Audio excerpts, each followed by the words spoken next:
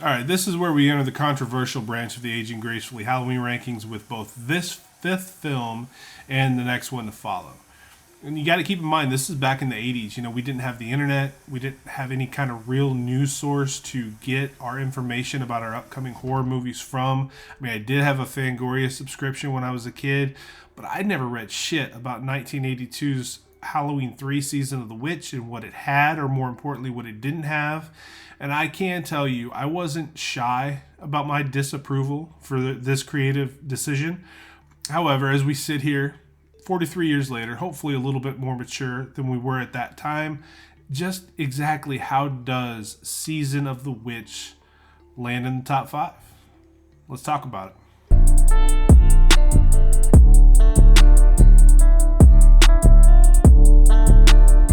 I kind of dug what they did here with the opening credits because in almost every Halloween movie that we've seen up until this point, there's some sort of pumpkin during the opening scroll in various states, sometimes full, sometimes carved, sometimes decaying, sometimes opening up with a skull in the center of it.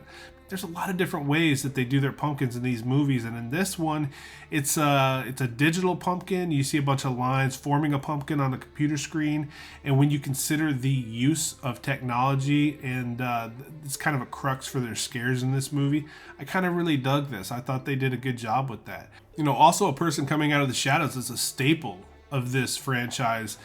It's usually a move reserved for Michael Myers, but this time around we don't have a Michael Myers. So instead it's a frantic old man moving pretty well considering what his apparent age is, and he's got a pumpkin mask hanging out of his waistband. So the plot thickens. The car with high beams is in high pursuit of him, and before he knows it, one of them's got him around the throat on the ground. This guy's sharp though. He thinks fast. He pulls the chocks out from a wheel. Car slowly rolls towards him and winds up smashing this dude in between two cars. Pretty damn clever. Nice move, old man. So he gets out of that jam, moseys on a bit more before he ends up collapsing into the arms of a tech at a service station late at night, clutching this mask tightly to his chest and saying that they're coming. Now, the tech is a good guy, and he winds up driving him off to a hospital, but we see one of the bad guys watching on as he does. This is where we meet Tom fucking Atkins as Daniel Chalice, ladies and gentlemen, the 80s icon himself. And if that isn't enough to knock you on your backside, we get Nancy Loomis, our Annie Brackett from the original Halloween, as his ex-wife, who just isn't having any of his shit. He buys his kids a couple of masks. He stops by to see them and deal with his ex-wife for the briefest of moments, but the kids aren't impressed with the masks that he bought them. Instead, they go and get their silver shamrock masks and sit in front of the TV listening to one of the worst, most obnoxious jingles I've ever heard in my entire life.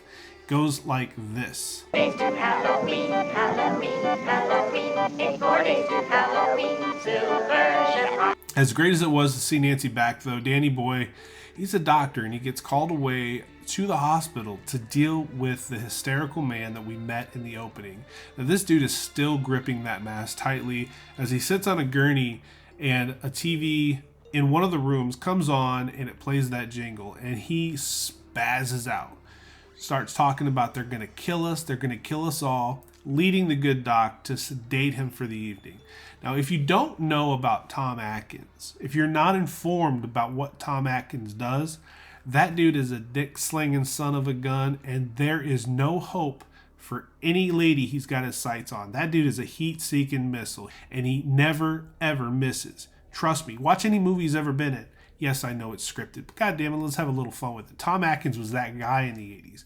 And, you know, just a few minutes after he wheels this guy into his room, Danny Boy is grabbing a handful of a nurse's hind parts. I mean, the dude just can't be contained. This is just enough of an opening, though. This distraction is just enough for one of these well-dressed dudes with black leather gloves on to slip in and shove 2 fingers into this old guy's eyes and just shatter his skull. Very gross. And you know what he does after he does that? He wipes his hands on one of the drapes in the room. Now the nurse comes in, sees it, flips out, starts screaming. Danny Boy listens to this as he's trying to take a nap, gets close to him as the guy that killed him does the Michael Myers thing. He just walks away. He doesn't rush. He just kind of walks.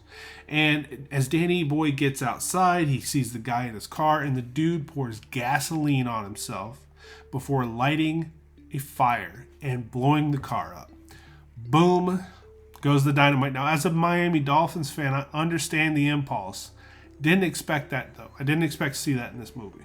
Now, business really picks up once the old man's daughter, Ellie, shows up to ID the body, and you can just see the gears turning in Danny Boy as he's looking this girl over like a carnivore.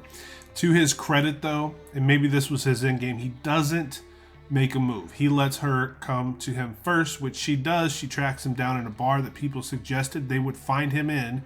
It's probably not good for your reputation if people know where you're going to be sitting, buddy.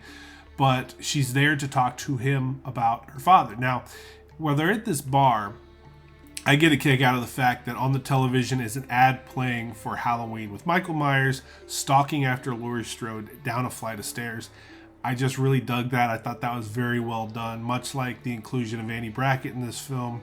Kudos, that was awesome. So it turns out this old man, he was a shop owner, and he had one of those really great mom and pop stores. But his business is dying because they've built a mall recently. And now, as luck would have it, Amazon is killing all of the malls. So we call that the circle of life, kids. But I loved the kind of shop that this guy ran when I was a kid. I loved going in those. Nothing better than a small shop that owners took real pride in. And guess, of course, what he sells at this shop. Those goddamn silver shamrock masks, the witch, the skull, and the pumpkin. So with Ellie being determined to find out what really happened to her father, Danny Boy is all too happy to tag along. He grabbed himself a sixer of the High Life, and they are off to Santa Mira, California, which apparently is a town that exists solely because of the Silver Shamrock factory. The Silver Shamrock and the guy that runs Silver Shamrock runs the entire town. And these two catch some serious stink eye from everybody in the town as soon as they roll into it. You couple that with the cameras that are mounted all over this place, and there's clearly something else going on here. And, you know, it's kind of like watching the Terminator zero in on Sarah Connor when Tom Atkins has his sights on a woman because he pulls out all the stops. It's just a matter of time. He slyly suggests that they get 2 rooms in the town to inspect the factory maybe the next day, but manages to only get the 1 room. And then he pulls the "where should I sleep" move. And it works. Moving on, that's the last time we're going to talk about Tom Atkins slanging like that. But a lot going on here after the lovemaking goes down. I mean, we meet a family in Winnebago whose patriarch is apparently one of the top salesmen of these masks in the entire country. That seems fine. They seem like a fine family until we meet the gangly little ginger that they have as a child. Marge is a shop owner who is tired of waiting for her mask order, so she just decides to go there and pick it up herself. These are all people staying in this hotel where Tom Atkins is doing his thing with this guy's daughter.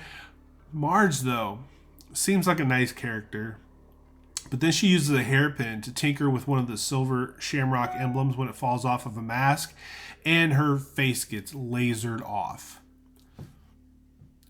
With a laser by my face. It was a really gnarly thing to see, and then there were bugs crawling out of it. I don't know what their obsession with bugs in this movie is, but it is not pleasant to look at. This is when we meet Connell Cochran, who is the man not only in charge of the Silver Shamrock factory, but essentially the entire town itself. And with the reverence that these people talk about him, you can tell he's pretty much the guy calling all the shots. Danny Boy's got his doubts, though, and he questions him every single chance he gets. And just so happens that he is at the Silver Shamrock factory when this salesman moseys into the Silver Shamrock factory with his family. And because the guy is the top salesman, he gets a tour of the place, and he suggests that Danny Boy join him. And of course, Danny Boy does. So eventually what we learn about this is that Cochran has utilized pieces of Stonehenge into some sort of a technology that he's placed in the emblems of these 3 different Silver Shamrock masks that will brutally kill anyone wearing one on Halloween once a certain highly advertised commercial plays on the television that evening. It's a pretty fucked up thing, pal. On top of that, these well-dressed guys are all robots. And Ellie apparently is a robot at some point and attacks Danny Boy towards the end of the film. Now, I had my doubts about Ellie when I watched this film. Was she a robot the whole time? Did he all of a sudden make a robot in the short period of time that he had captured these folks? I just don't get it.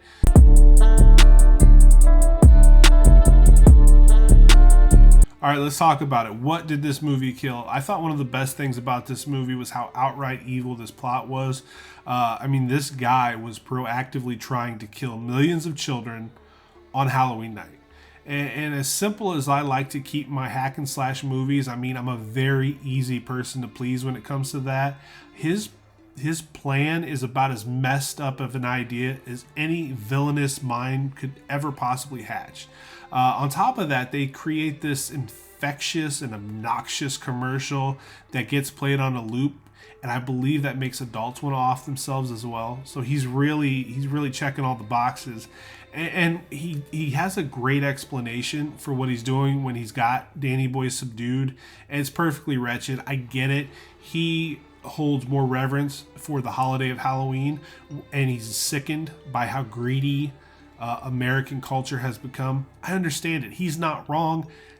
That's a little bit of a drastic solution there, buddy. You might want to tone it down a little bit or go see a therapist.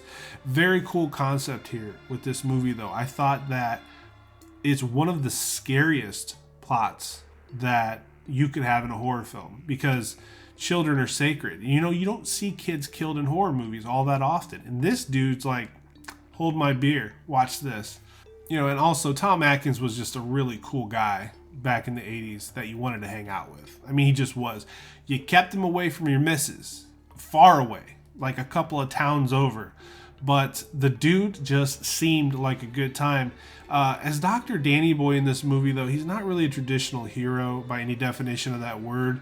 But once he knows the plans for these masks, and then he realizes that his own kids have two of these masks at home, that desperation at the end, it just felt earned. I mean, it felt real.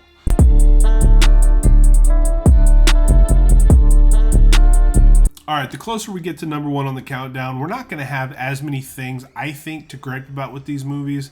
But as far as Halloween 3 Season of the Witch, what killed this movie? Honestly, not having Michael Myers sucked for me.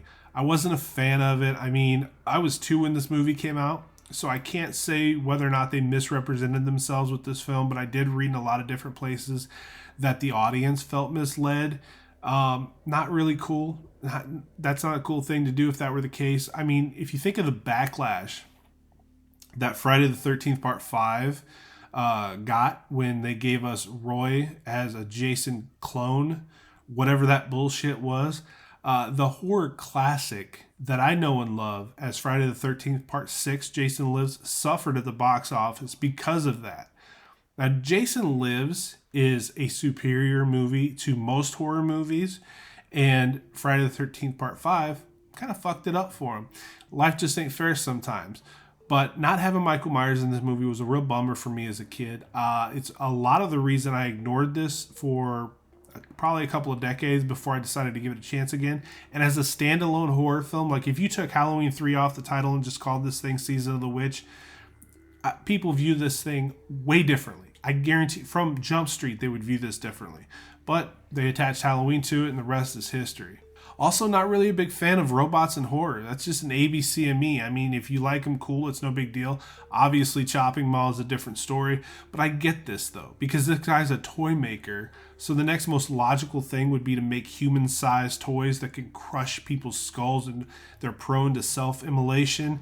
Doesn't really move the needle for me one way or the other, though, so I could have done without them. So this movie has grown on me a lot. I think back when Rob Zombie's movies came out, and I kind of saw what those wound up being. I gave myself an opportunity to go back through the series.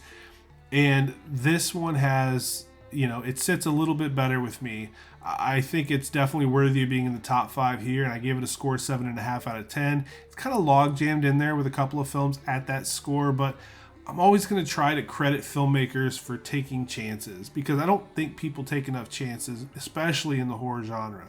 It's so cheap and easy to make a movie that'll turn a profit that they usually go with the proven theory or the proven formula, I should say. So they definitely took a risk with this one.